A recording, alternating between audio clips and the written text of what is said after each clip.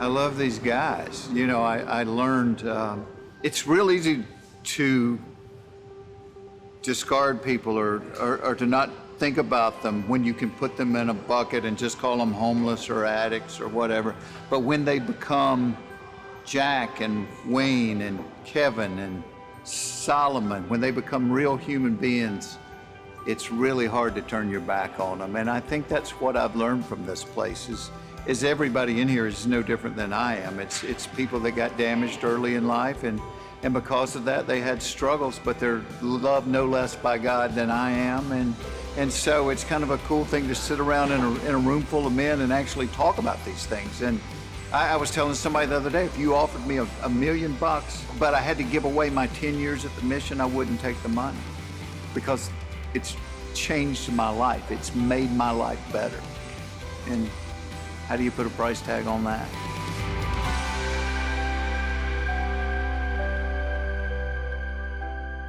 So would you please welcome to the stage, my friend and yours, one of the funniest men in America, Jeff Foxworthy.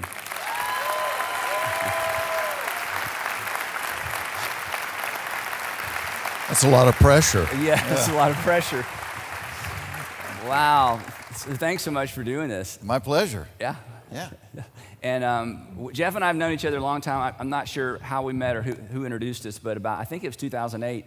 Jeff and I actually went to Africa on a Compassion International trip to meet the kids we sponsored. And so I'm not going to show any pictures of me, but here Jeff is doing, he didn't know, yet another talent that people didn't know. The only job I'm really qualified for, blowing bubbles. So we had a fantastic time in that environment, and spending that much time together with Jeff, realized this is a guy that's way more than what people see on television. We became friends. People know you as famous comedian, blue collar comedy. That's for some people, that was their introduction to you. Then fifth grader, an incredible run. That was so much fun. As long as they give me the card with the answers on it. As long as they give you the card with the answer. 20-something books. How many books? I don't know, 26, 7, something yeah, like that. People don't even know that a lot of people don't know that you're an author. You have 26, 27 books. And the most amazing thing, I want to get this right, you've done 6 comedy albums. 3 of them went triple platinum, which means each one sold about 3 million. So Jeff is the largest selling comedy recording artist in the history of the world. So that's like amazing, yeah. It just seems like it should be somebody else. Yeah.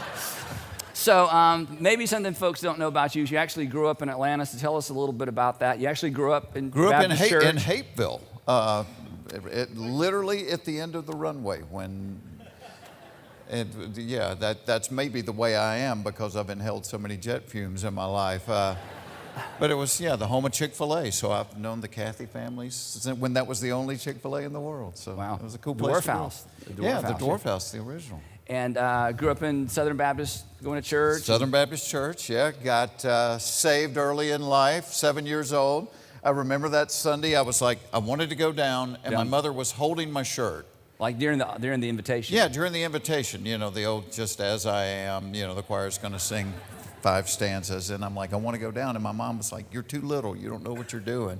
So, I don't know how this worked out. The preacher came to our house. They had the preacher do a house call, and he sat down and talked to me, and he told my mom, he knows what he's doing.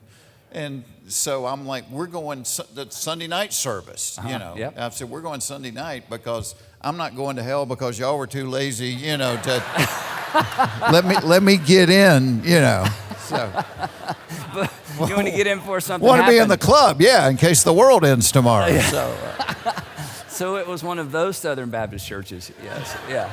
It was, which was a little bit of a problem for me, because anybody that kind of grew up in that strict church environment, it was kind of one of those places where, don't drink, don't smoke, don't cuss, walk, do this. And I knew at a very early age I was wired like this.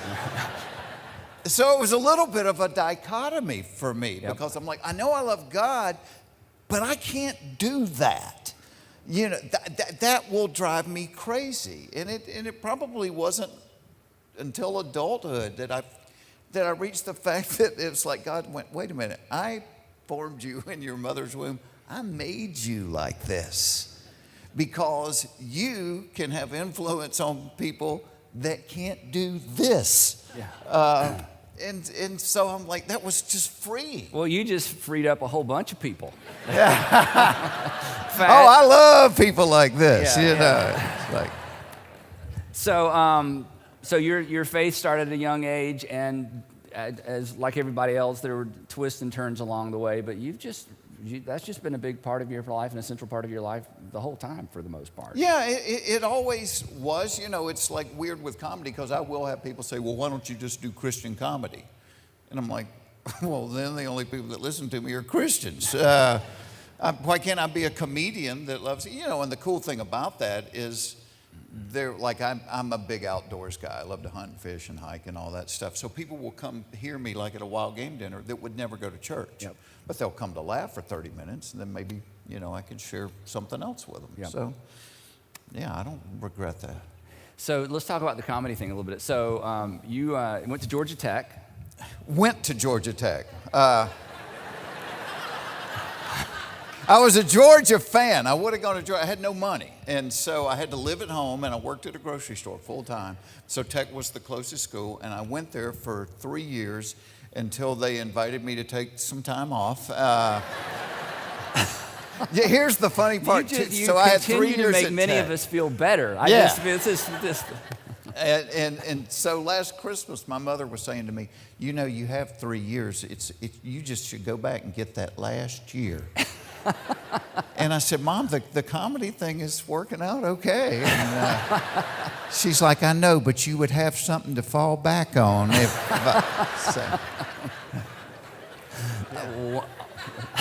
So I went, and then I took some time off, And you went to work for? Went to work for IBM. Started in dispatch, but I had a job carrying a tool bag, fixing machines. It sounds more glamorous than it was. And I was the guy that was always like doing impersonations of the boss in the break room. And then somebody would tap you and you turn around and the boss would be, you know. So I was not headed for greatness there. At IBM. But actually, it was your friends at IBM that encouraged you to step Well, I had a into- bunch of friends that would go to the Punchline every week. You know, it was kind of new, the comedy club thing. And they kept coming back to work and going, Fox, you're funnier than the people down there. You ought to go do this. And I didn't. And so they entered me in a contest. A lot of people probably remember it, the Great Southeastern Laugh-Off. They entered me in this. They signed you up. They signed me up. And this wasn't an amateur night. It was for working comedians. And so I'm like, I went and watched for a week to try to get an idea what it was all about. So you've never been to a comedy club? No. Well, when I was a kid, I would buy like, you know, Cosby albums and Bob Newhart and Flip Wilson, and I'd memorize them and go to school and get in trouble for them. The best note that I ever got in my life, first time I played the Fox Theater, somebody brought a note to the dressing room, and it was from my high school principal. And he said, I cannot believe I am shelling out money to listen to the same kind of stuff I used to try to put a stop to. So, It's this thing. yeah, again. there's that guy again. Yeah. So I went home and wrote 5 minutes about my family and went back the next week and won the contest. Wow. And first time on set, I had no idea what I was doing. Now, something else very significant happened that night. Yes, my wife. Current wife. No, Well, she wasn't your wife well, then. yeah, no, she wasn't my wife then. Yeah, No, okay. I was single. Yeah. Current, I'm you just know, it trying sounds to- like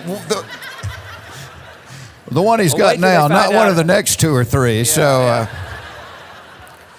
But she was an actress, and she had just done a movie with a guy that was a comic. And so they had a group that came down to root for this guy. So And he was in the... He was in the contest. We're still friends today. So I met, and she came up and talked to me. And I was so nervous, I like looked at her and I spilled my drink right like all down the front of her. And I'm like, well, I guess you'll never go out with me. And she said, you haven't even asked. And that was 30 years ago. So we've been married 32 years. I met my wife and my career the same night, same place. Yeah, that's pretty cool. Yeah. Yeah. And she encouraged you to chase this She dream? was the only person, you know, and I guess it was because she was the one saying, you've got all this creative stuff inside of you. You're going to go crazy if you don't get it out. Mm-hmm. So after 2 or 3 months of doing amateur nights, I quit IBM. And this was my mother's first question. Are you on the dope? Not just dope, the dope. Are you on the dope? And I'm like, no, I'm not on dope. I want to try to be a comedian.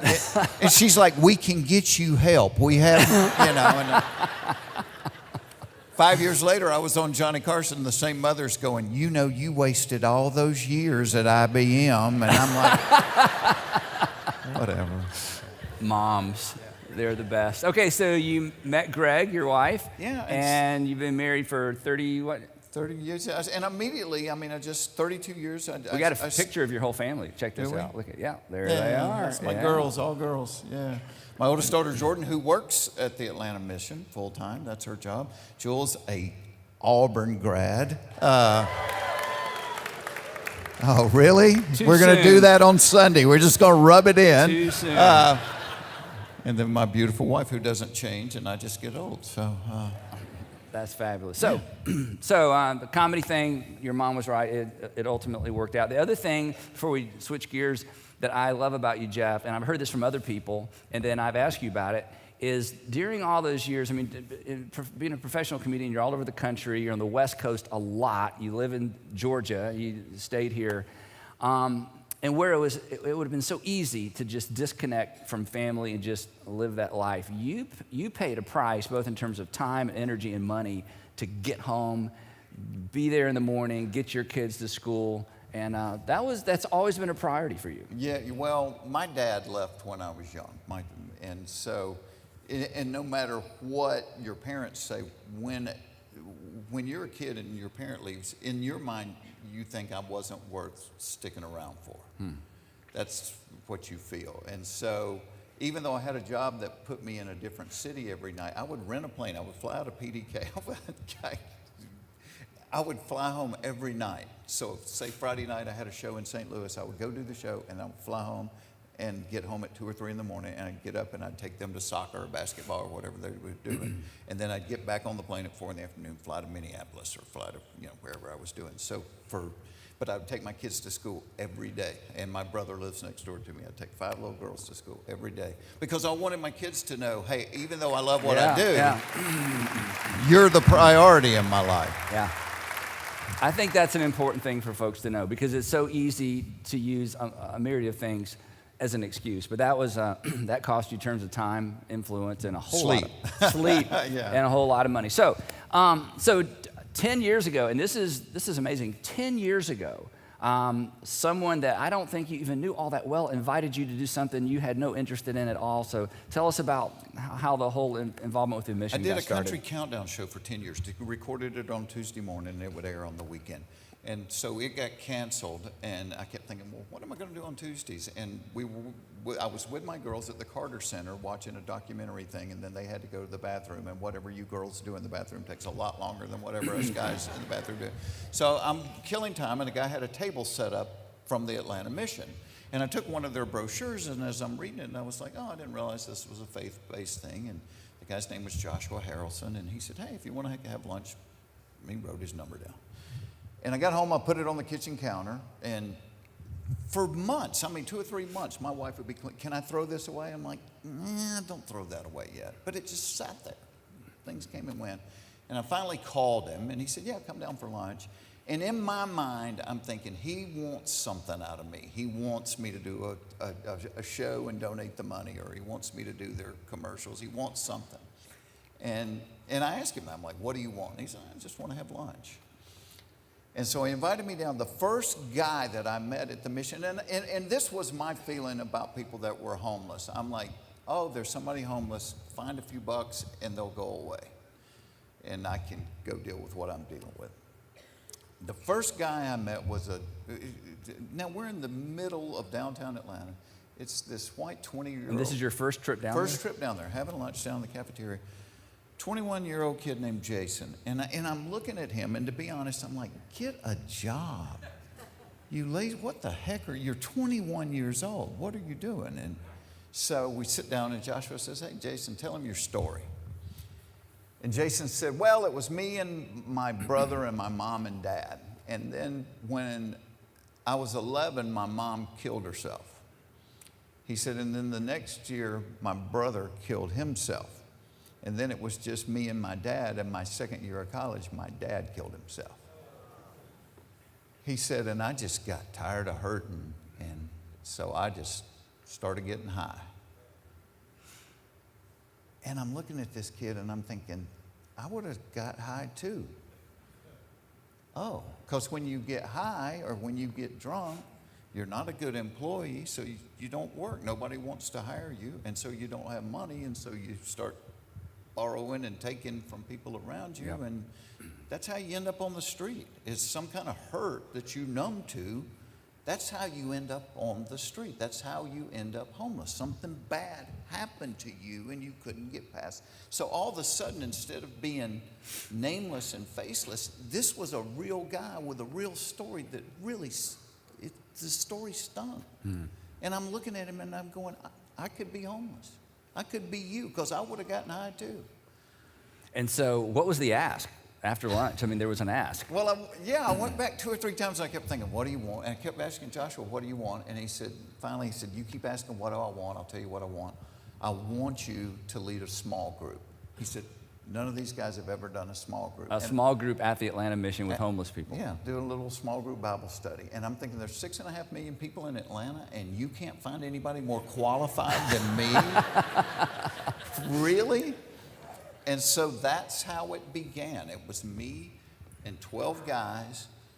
And I had to even entice them. I would stop at Chick-fil-A and get chicken biscuits. I'm like, if you'll just come to small group, I'll give you a chicken biscuit. And so literally, when you get to Chick-fil-A on Tuesday mornings, they're not even open I'll wait yet. for them to open. I'm standing outside in the dark with my little So if you would ever like to cooler. get Jeff's autograph, if you'll go to the Chick-fil-A, you have to get there at 6:15, yeah, right? you got 6:15. You got a good shot at it. Yeah. So you pick up the, okay, keep going, And sorry. so, and what was weird, it was almost divine.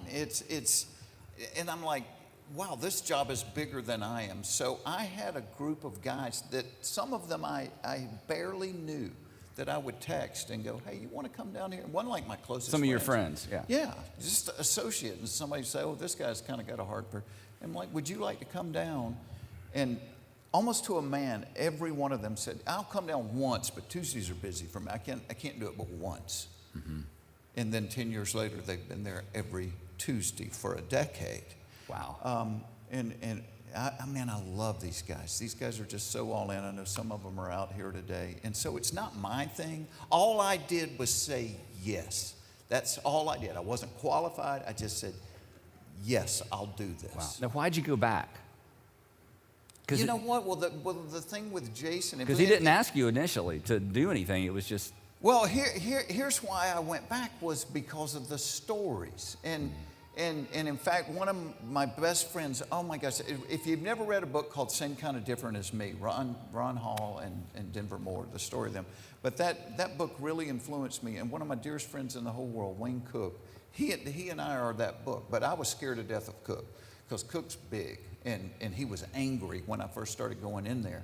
And I have a friend, Ronnie Brassfield, we call him Chicken Man. And so in one of those early groups, it was hard to get them to talk, to discuss, because if you'd been in church, you don't talk. And so I was trying to think of questions. So one of my questions was, what is the Bible? And so Chicken Man, one guy said, well, it's just a book. So Chicken Man took the trash can, put it in the middle of the floor, and walked over and dropped his Bible in the trash can, and you see everybody go. Yeah. And Cook got up and he pulled it out and he wiped it off. He said, Chicken Man, don't do that. And he said, well, if it's just a book, why does that bother you? And Cook told this story in the condensed version.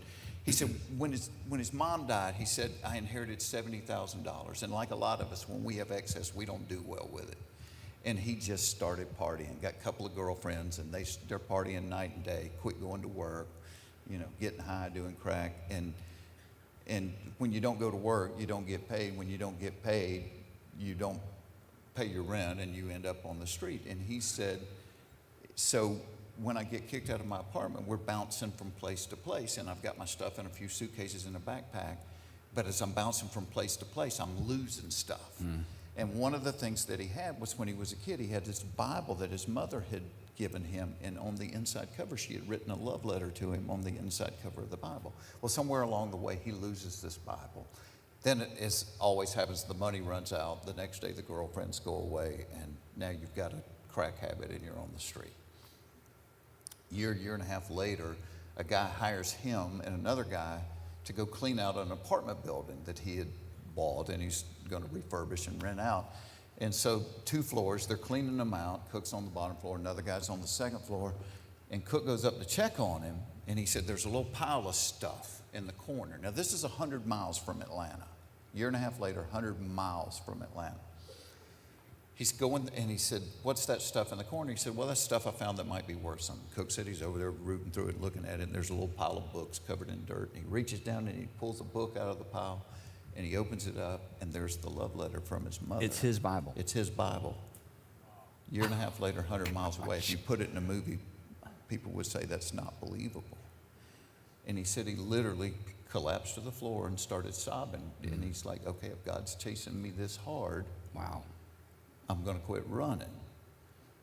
Wayne Cook has been sober for a decade and has taken more guys off the street down at the Atlanta Mission than anybody in Atlanta. Wow.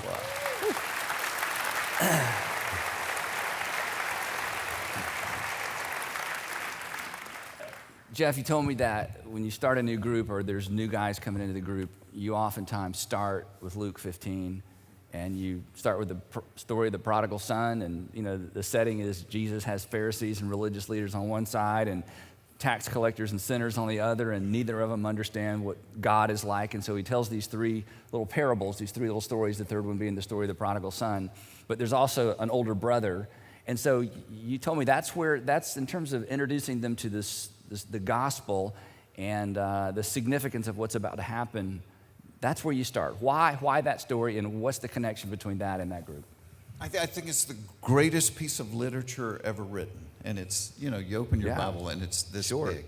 But it's, the story of one son that says, hey, I want my inheritance, which in that culture meant, I wish you were dead. Yeah. You're not dying fast enough. So it says to your dad, I wish you were dead. I want my money. And, goes out and squanders it on all the things that the world tells you are cool things, women and booze and whatever, and ends up feeding somebody's pigs and wishing he could eat what they were eating. He's like, all right, I'll swallow my pride and go back home to dad. And that part of the story that I love is it says while he was still a long ways away, his father saw him. So his father wasn't, that's an active thing. That's not a passive thing. He's searching the hilltops, waiting on this kid that said, I wish you were dead. They reunite. Puts on the ring, the robe, and the sandals, meaning you're not a servant, you're family. And the son that had stayed and that had done everything right gets mad because, the father had said, let's kill the fatted calf and have a celebration because my son that was dead is now alive. Who hated to see the son come home the most? I would guess the brother, but... No, the fatted calf. Oh, yeah. I should not have answered like, that out loud. No, it's... You're going to use that down the road, though, I guarantee you. No, I'm just not going to answer that question next service. Come on. So, but I think it's just such a great analogy because it's called the prodigal son, but it's not really about the son that went away. It's not even about the son that stays and gets mad because they're having a party. It's about the love of the Father. I mean, the whole story's about that, and that's who God is. You can't be bad enough to make him quit loving you, and you can't be good enough to make him love you more. And I think sometimes, especially within the organized church, we become that son that stayed, and we're like, I'm going to do everything right and you'll love me more. And he's like, no, it's not possible. I don't love you any more than I love the guy that's smoking crack under the bridge. I love you all the same. And that's what makes him so cool, man. We don't love that way. He loves that way. Did the guys resist that story? Is that kind of an eye-opening moment, or Well, does I it take think, a while for that to settle You know, in? most people that live in addiction got damaged early on some type of abuse. It might have been sexual abuse, physical abuse, emotional abuse. So it's hard, you know, to feel like you're loved that way. And I think for a lot of people, the idea of father's not necessarily a good word to a lot of people, you know, especially when you've had a father that's left you or abused you or whatever. So there's a transition there. But this is why these Bible studies are important, because once, and what I did is everything my earthly father could not give me, it was like, God's like, okay, you want a daddy that just loves you, a daddy that doesn't leave, a daddy that's here, a daddy that encourages you. That and so I just let God be my daddy. You know, and there were nights days to this day when I get frustrated and I'm like, Dad, can I just climb up in your lap and you rub my head for a little bit? And so, you know, I freed my dad, because my dad's dad left early. My dad's dad went out for a pack of cigarettes and never came back. And so I'm like, oh, well, that's why my dad was that way. So I freed my dad up from that, and I love my dad. He passed away in 1999, but he's freed up from that. And so once you understand, oh, I am loved, and I'm not, you know, because that's what we all have in common. As a comedian, all I'm thinking about is, what do we have in common? That's what I look for comedy in. Well, one thing we all have in common, everybody wants to be significant. Everybody wants to be worth something. And at the cross, God said, you're not worth something, you're worth everything. You're worth everything to me. I'm going to give up my perfect son for you. If you were the only person on the planet, I'm going to do this for you. I love you this much. And so in addiction, if you can ever get that hurt to heal, you can get restored. And it doesn't happen in every case, but it happens over and over and over again down there. Guys that were the hopeless heroin addicts that are out there making a difference, you know, got their own place, got marriages. And so we're all damaged. Every one of us is jacked up in some way. And I think the thing that just thrills God's heart is to see broken things restored. Wow. Because God doesn't start something and go, oh, that didn't work out, I'm going to give up on that. He's like, no, if you'll trust me, I'll make this right. You told me a story once where, because, you know, they're homeless and they all have a story, but they get accustomed to people doing things for them. They come to the mission and they're fed. They come to the mission. They can get into a program. So you decided you were going to try to teach them, this particular group you'd been with for a while. You had good relationships, to be generous. So you decided you're going to give them some money to. Can you tell that story? Is that too awkward? No, it's not too awkward. So how many people have been wrong about something? Okay, I've been wrong about, it's funny when I look back at my life, most of the things that I argued vehemently for or against 30 years ago, I've totally changed my mind. Yeah. So the mission has a wonderful thing. It's called being in the program. And if you agree to get clean, if you'll get sober, they'll put you up for a year. They'll feed you every day. They'll put you up for a year. But we're going to go through, you know, emotional healing, spiritual healing, job attainment, you know, all kinds of They things. have to be in a small group with Jeff Foxworthy. Yeah, well, but it's like we want to restore. We don't want to just keep taking care of you because you're homeless. We want you not to be homeless. And so after about a year of doing the program, Jim Reese, who quit his job as CEO of a Fortune 100 company to run the Atlanta mission, just an amazing story in itself. I said to Jim, Jim, they need to bless somebody because we're providing every meal, we're providing the beds, we're providing the towels and the soap. They need to bless somebody. And I said, I want to give them all at Christmas $100. And Jim's like, oh no, I don't want people on the street buying crack. No, don't give them $100. And so, and I just, you know, I kept praying over this and I said, I'm telling you, it's going to be okay. I just feel like God's telling me it's going to be okay. So we ended up on $50. And so by this time, the 12 had grown into, 250 guys on Tuesday morning. And so I went to the bank and got crisp $50 bills. And at the end of the thing, we gave every guy in the program a $50 bill. And guys are jumping up going, I can get a bus ticket. I can go home for Christmas. I can buy my kids presents. I mean, they were high-fiving and so excited. And I said to them, I said, okay, that's your money. You can do it whatever you want to. But 3 blocks away, there's a school that caught on fire last month, and it burned up all of their stuff. And I said, so they're really struggling without notebooks and paper and pencils and things like that. I said, I was just down at Children's Healthcare last week, and they told me that over the Christmas holidays, there'll be 300 kids there on Christmas Day, and it's the coldest winter in 100 years in Atlanta, and there's people sleeping under cardboard. So whatever you guys collectively want to donate into this basket in the middle of the room, we as group leaders have pledged to match you dollar for dollar. You know, the 15 group leaders will match you 250 guys dollar for dollar, and we'll go buy notebook paper, and we'll go buy hats and gloves, and we'll go buy toys for kids. 250 homeless addicts got up and went and put their $50 bill in the bucket. Every man in the room. And then they started digging through their pockets and pulling out $5 bills and $10 bills. And then they went back to their room and they got their change and started dumping it in there. And at that point, I got up and walked around the corner and sat against the wall and sobbed like I have not sobbed as an adult in my life, because I'm like, man, I feel good about myself when I sit there and write a check for somebody, but I never gave every dime I had to somebody else.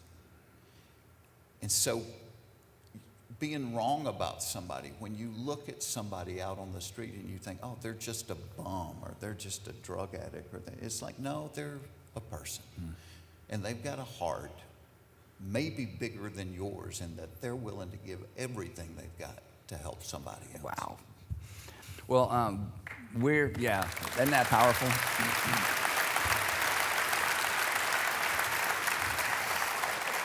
So we're challenging folks at all of our Atlanta area churches, all 9 churches around the city, to step out of their comfort zone, answer a call, and do something uncomfortable. And we've asked people to go to a website. You were here, and some did, and some won't, and some will, and they'll get too busy. And I love the fact that your first invitation, you had that phone number, and you set it on your dresser, and you shuffled it around and moved it around, and it sat there, and then finally.